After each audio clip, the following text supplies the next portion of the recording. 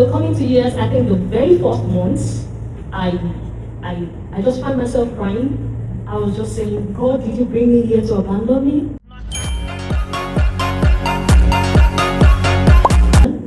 Culture, I believe, based on the foundation, is to protect women. But what defines the protection that we gain from culture itself? Now, when we talk about law towards women as well, it is to protect women.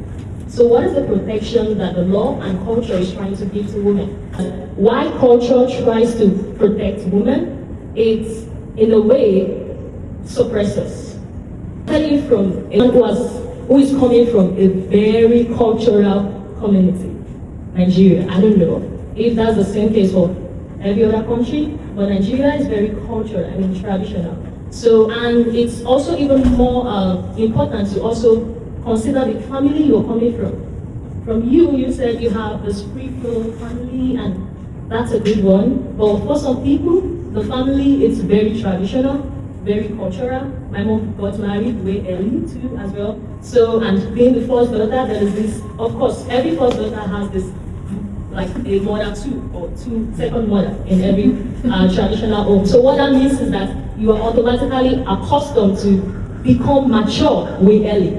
You have expectation resting upon you.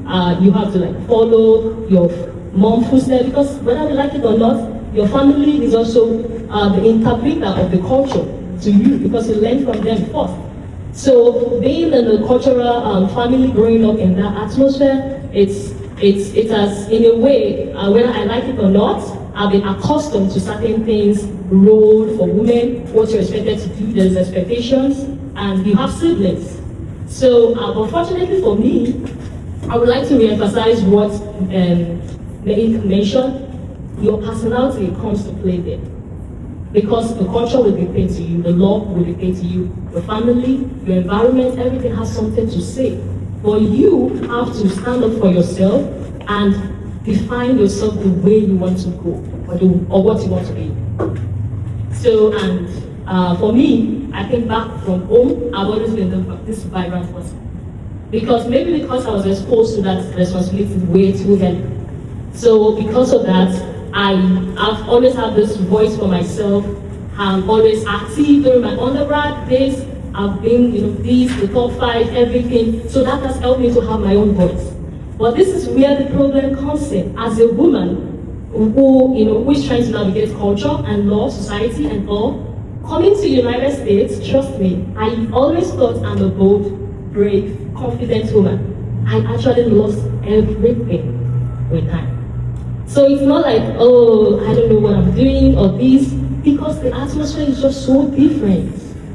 And I can tell you this for a fact, even there is a culture here in America. It's not like, oh, we don't have culture. They have culture as well. So now I thought I've escaped one. I've been able to shape and define myself. Coming here was like starting all over again. That means I have to build up the confidence again.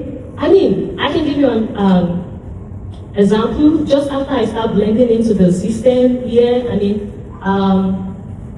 think I posted a picture one day, and I got a lot of messages from people, some of my friends, my pastors, religious. If you're religious, I've always been this religious person. They just, they were like, oh, you're falling, you're backsliding, you've gone astray. I'm like, what's going on? I said, just by your dressing, just by what you're doing. I'm like, do you know what I have to adjust to here? Yeah. So it's like, so this is what women have to go through. I'm sure this is not the same case for every other man. Who cares? But as a woman, there's this expectation that is, that you have, and now you're telling me to adjust, not only adjust to the system here, but also be conscious of where I'm coming from. Why? You're not here, you can't understand. And another challenge you may want to go through as an international woman, being abroad, is trying to make them understand or have the same view as you. So I'll just advise, you just know your person, guide your identity, and don't lose it. So coming to US, I think the very first months, I just found myself crying. I was just saying, God, did you bring me here to abandon me? Because I felt abandoned. The religious system was so different. When I go to religious gathering, I mean, during the services, I spend almost a whole day. Here it's just 1 hour, 10 minutes, and we're done. And it's not like, it's just different. So when I came here, I feel like I need more. I was craving for more. So I felt, at the point, I felt, oh, I think God has left me. So I was like battling with the spiritual faith, you know, this moment, this personal thing that you don't get to share with people.